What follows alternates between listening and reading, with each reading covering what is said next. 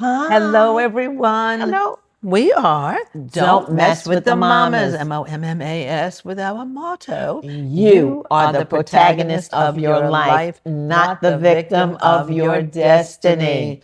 Where are And we up to? we're season 2, episode 7, and this is the entitled universe. The Universe Within. And you are an Aquarius. I'm an Aquarius. Right. This is the dawning of the age of Aquarius. This is Arlaana. This is I'm Arlaana. And I'm Carla. This is the dawning of the age of Aquarius. The age of Aquarius. Aquarius. Aquarius. Okay, take it away. Okay, so today we are going to talk about the universe within.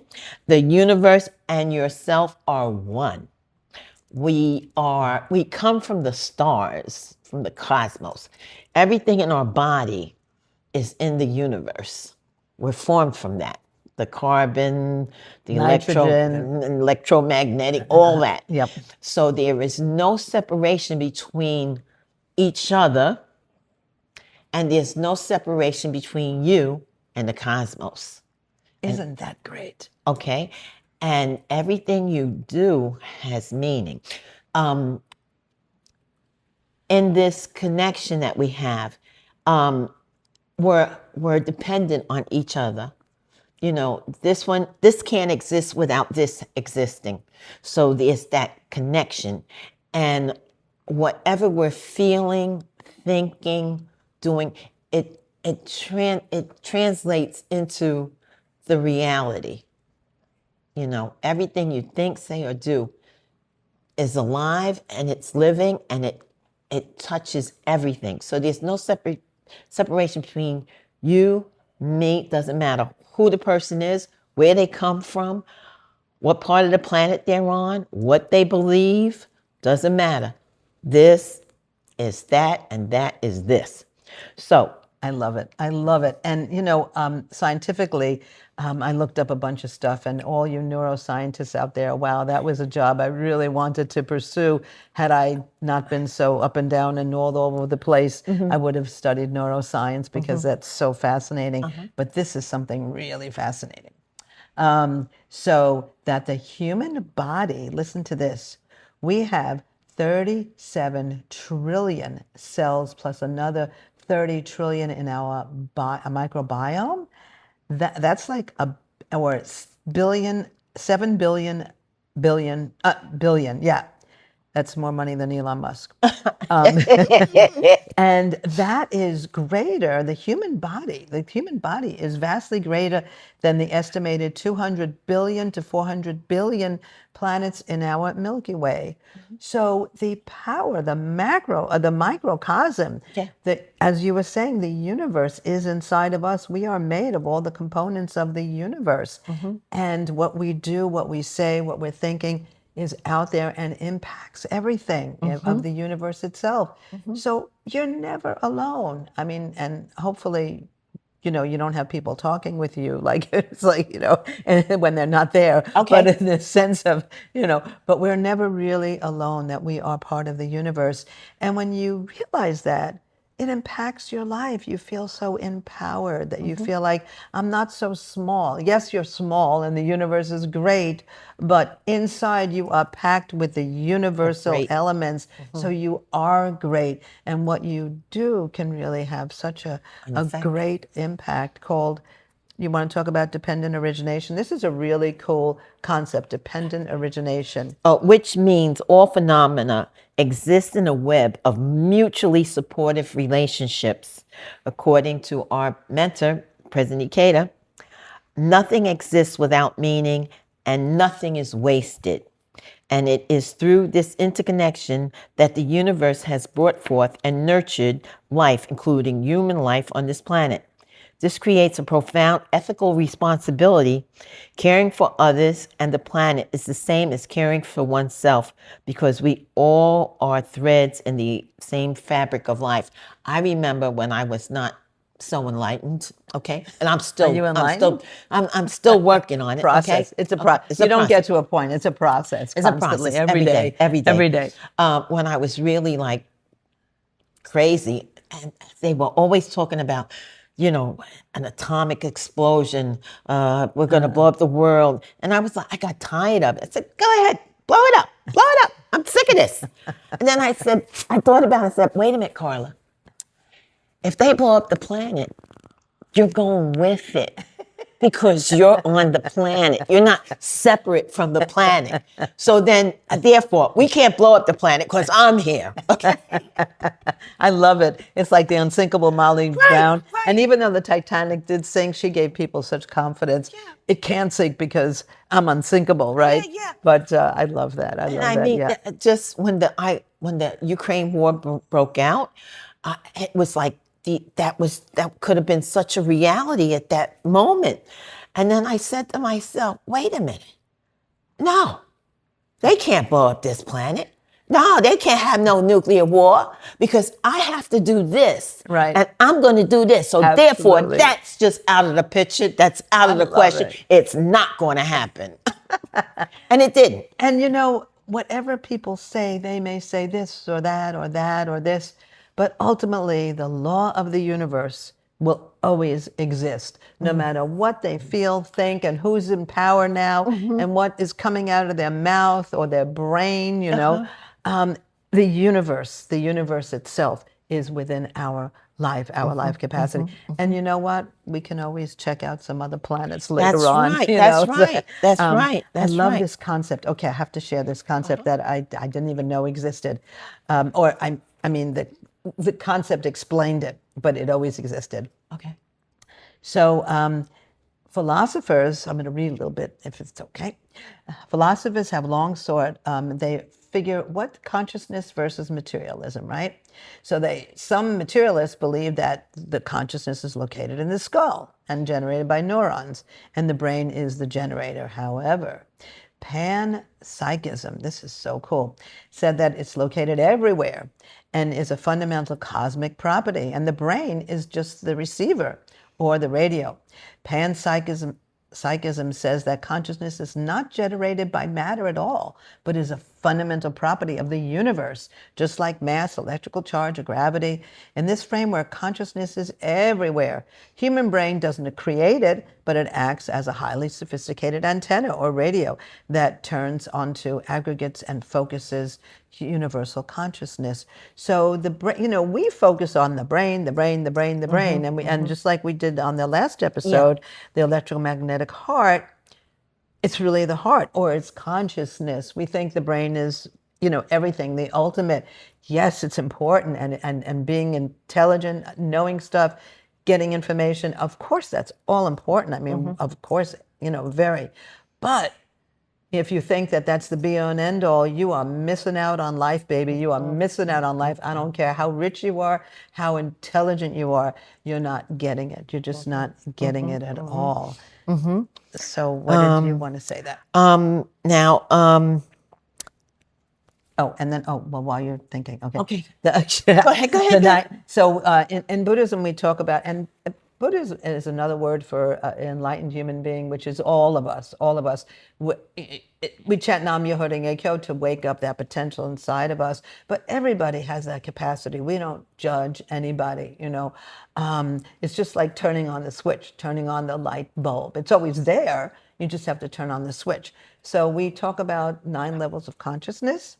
And in the 9th consciousness is a deeper state of life, which is completely non-local, deathless, and identical to the ultimate life force of the cosmos itself, right? Right. So we have all these 8 levels, the 8th level being where all the history of life itself is stored. But then beyond that is that pure 9th consciousness. And we say that's Myoho Renge Kyo. Right, you know? right.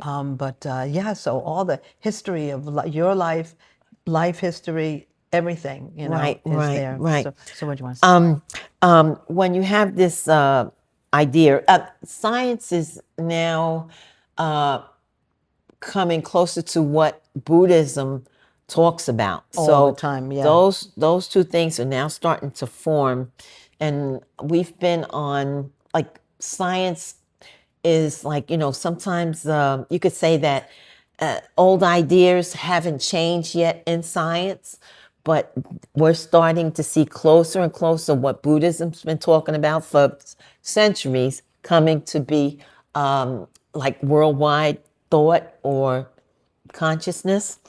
So there's a new worldview that's coming. There's a new world coming. Let's see, what else did I want to tell you today? Within so biologically, uh, we're connected, and I wanted to say, like, everybody is a fractal. Oh, okay. Okay, so of the one big thing. So you have the microcosm, the macrocosm, and fractals are little pieces of all of that. So one little piece holds the whole universe in it. About the thing about, if you can see a blade of a grain of sand, Yes. an eternity in a grain of sand. Yes. It's like that. Yes. Let's see what else I wanted to tell you today. You have to forgive me. I brought a book and papers. Your inner universe is not private. Your thoughts, moods, and behaviors are constantly being sculpted by the people around you, just as you are sculpting theirs. You are not a solo player. You are a note in a vast, continuous symphony. Beautiful. You Beautiful. cannot change your own inner world without simultaneously altering the collective field of human consciousness around you. And you were talking about, such beautiful poetry or music, the creative spirit. That's why the heart, the creative heart is so essential to life itself. And D.H. Lawrence, I was reading, D.H. Lawrence, a brilliant writer and poet, of course, and explained things in such a magnificent way. Right. So I'm going to read this a little bit. He said, "The vast marvel is to be alive. The supreme triumph is to be most vividly, most perfectly alive. Whatever the unborn and the dead may know, they cannot know the beauty, the marvel of being alive in the flesh. The dead may look after the afterwards, but the magnificent here and now of life in the flesh is ours and ours alone, and ours only for a time. We ought to dance with rapture that we should be alive and in the flesh and part of the living, the incarnate cosmos. I am part of the sun as my eye is part of me. That I am part of the earth, my feet know perfectly, and my blood is part of the sea. My soul knows that I am part of the human race. My soul is an organic part of the great human soul. There is nothing of me that is alone and absolute except my mind. And we shall find that the mind has no existence by itself. It is only the glitter of the sun on the surface of the waters." And this was written in like early 1900s. Way back. And he had such an understanding, such a capacity, to understand. And just one other thing I wanted to share, and this is from The Soul of Animals, really getting into animals and their soul, Yes, especially our little Zoe, who's down here licking both of our feet, by the way. So she's giving us, we're talking about maximum pleasure here. Well, just about maximum pleasure. So this is from The Soul of Animals. There is a glimmering of eternity about our lives. In the vastness of time and space, our lives are indeed small and ephemeral, yet not utterly insignificant. Our lives do matter because we care for one another and have feelings, because we can dream and imagine, because we are the kinds of creatures who make music and create art. We are not merely disconnected fragments of the universe, but at some level reflect the beauty and splendor of the whole. And because all life shares in one spirit, we can recognize this dwelling beauty in other creatures as well. So, when we look at all life is so precious because we're all part of this macrocosm and we are the microcosm. Even the tiniest little bug, even the most annoying mosquito, right? Even the little Flies. dust, the flies, yeah. So, I mean, not like we can't kill these things, of Okay, course, yeah, they. but to really, life itself is an enigma, a Oh precious yes. jewel, Oh an yes. enigma, and There's that's a a great book. book. There's a book. Yeah, There's a yeah. book by that title. And another book that you might want to check out is Space and Eternal Life. Oh, yeah, that's That's that. I'm still By reading Sakui it. Ikeda, Ikeda, right? Okay, And you can get definitely. that on Amazon, I think. Yeah, Yeah, I yeah, you think it's can. or the World Tribune Press. Yeah, yeah. Yeah, yeah, that would be so cool. I just want to bring this up, Sure. that I cried so much Oh, last week that I could taste the ocean in my tears. oh, And I was like, this is the ocean. yeah. This is the ocean I'm tasting. And I was like, okay, I pulled myself together. But anyway, let's see. So we're inextricably linked. When you go shopping and you see somebody, just know that that's you too. All right? There's no separation, and that we're on this planet for a reason. We have a mission, and that's to be happy and bring peace. Right. And I know you were going to end with I was something going to end about with hope, okay. right? Yes, I definitely. I mean, when I did my research on this, it made me cry. Okay, it was so beautiful. So, and I had asked a question, and one of the answers came into this final thing. Hope is your gift to the universe because you are inextricably linked. Your hope is never just for you. When you choose to live with hope, you offer courage to those who are faltering. Show others that change is possible. Act as a mirror that reflects their own inner light back to them. In that way, hope becomes a form of love. It is the active living proof that you believe in the beauty and potential of all life.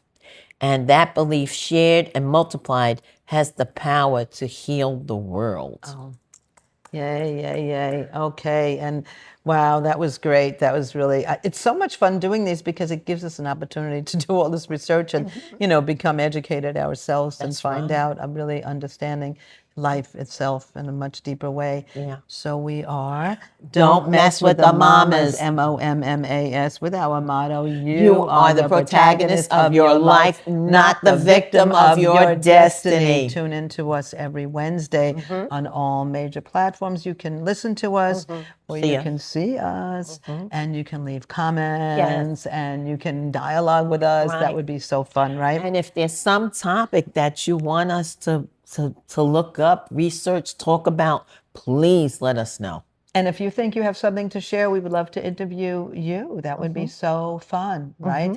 And you can write to us on mommas, mommas.podcast @gmail.com. And next time, I think we're going to be talking about the comparison trap.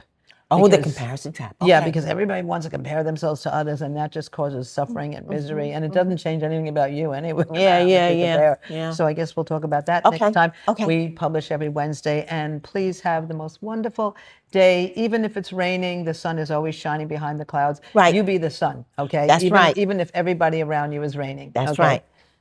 Bye-bye. Bye.